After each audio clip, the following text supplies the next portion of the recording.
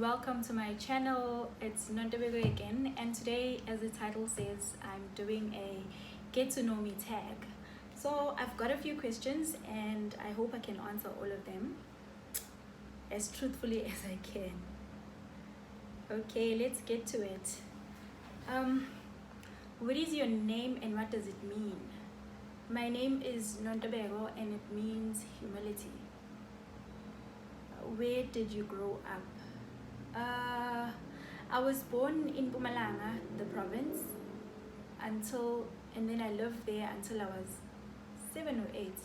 Then we moved to Richards Bay, and that's where I grew up. So I grew up from birth to 8 in Mpumalanga, and then 9 to 16 in Richards Bay. What are you most proud of about yourself?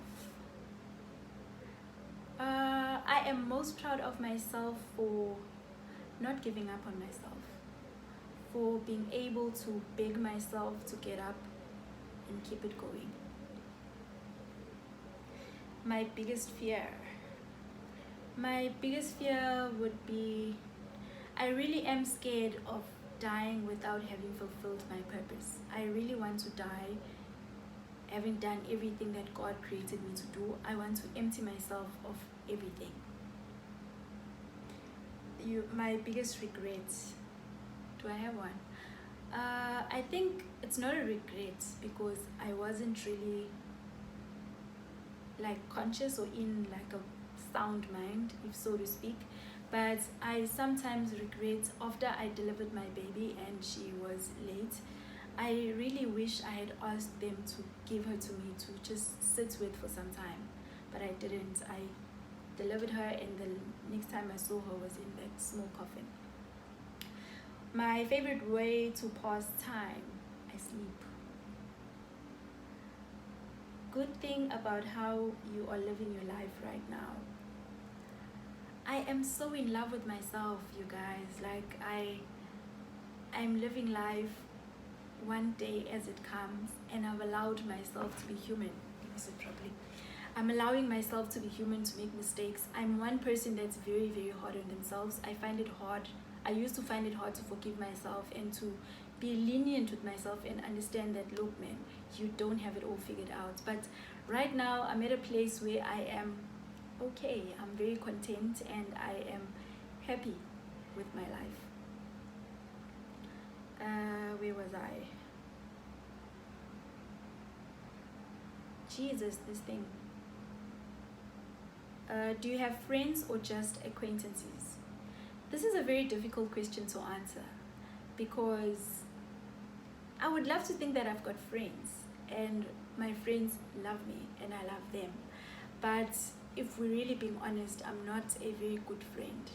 Number one, I have social anxiety, so I hardly make time to go out. I know it sounds like an excuse, but it's not. And I don't really keep up. But I'm grateful for the kind of friends that I've had over the years because they love me in spite of, and they remember me, and they remind me that they love me, that I'm still there, and I love them right back. Next question is, this thing just keeps doing its own thing. Let me just do this. Okay, where were we?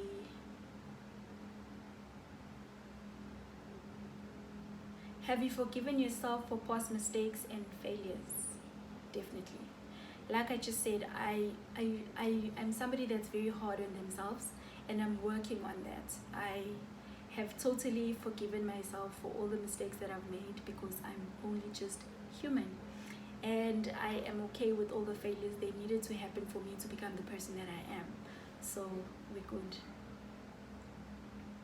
After a breakup, would you rather be alone or with friends? Alone.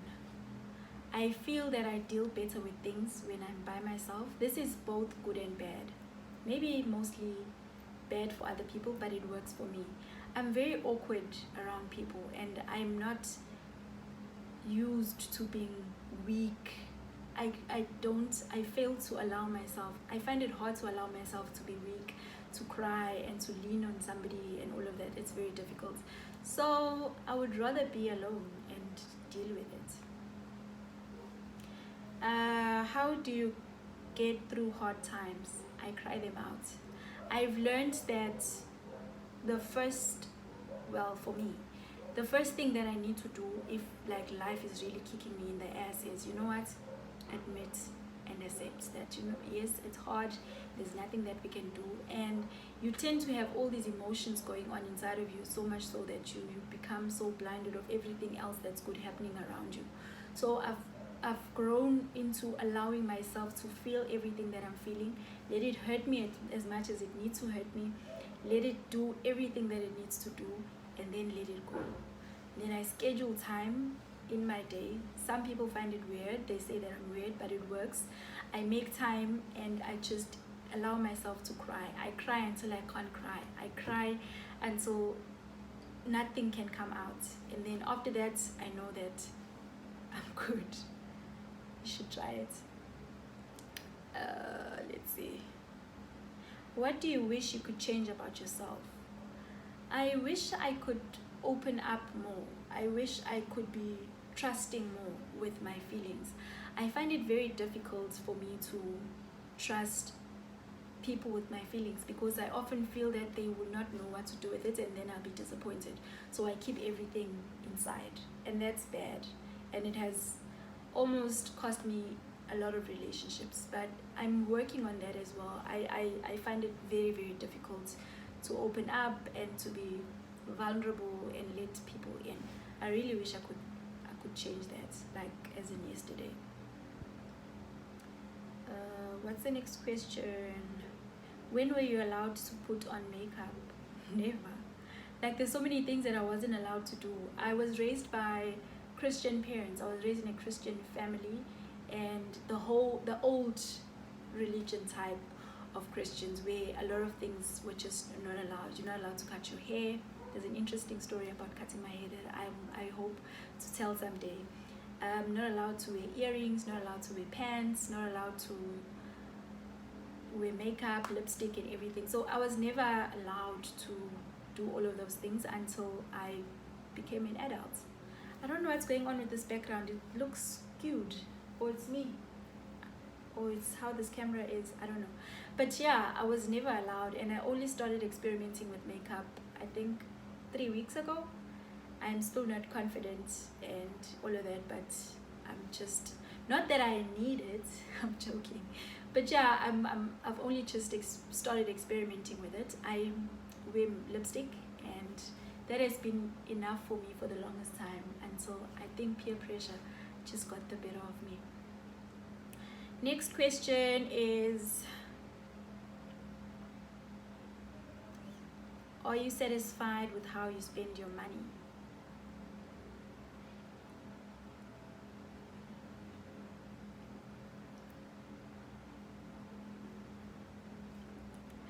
Next question. What makes you proud of your father? Wow, why my father? What makes me proud of my dad?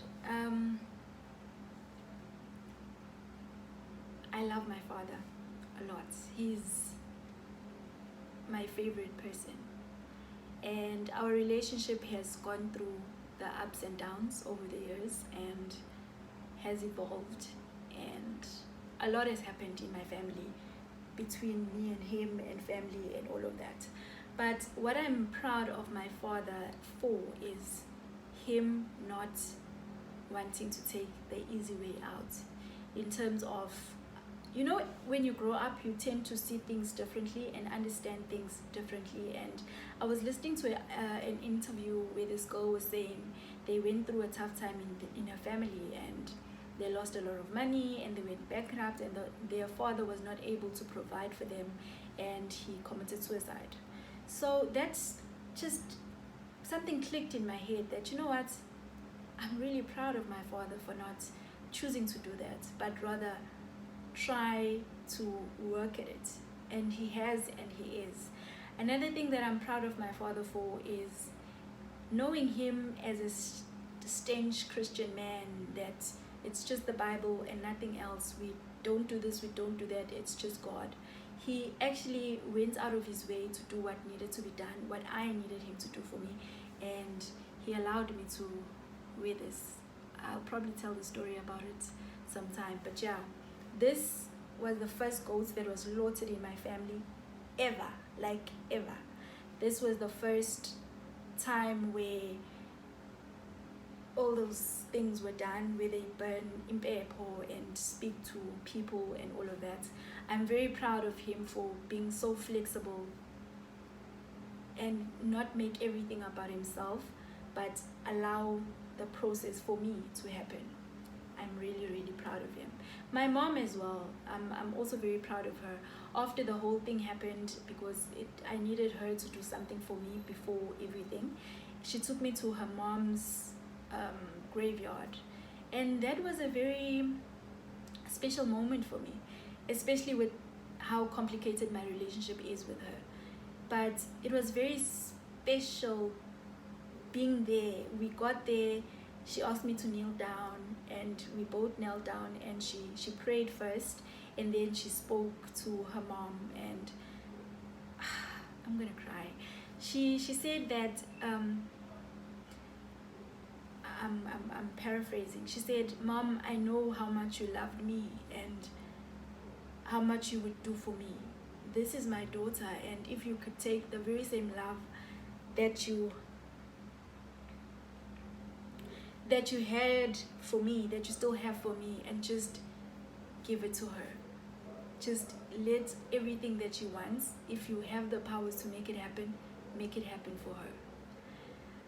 That was very special, and I'll hold that in my heart for the rest of my life. Yo, we're not done. Let me just see. I'll answer a few more and then we'll be done. What does success look like for you? Success for me looks like happy. I'm not very materialistic. I am, but not very. I love looking good and having good things and all of that, but I'm not really materialistic. So success for me is happiness, and happiness comes in different forms. Success would be a mother. Success would be happy.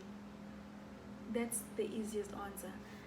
I've just got distracted because of that moment I had. What else?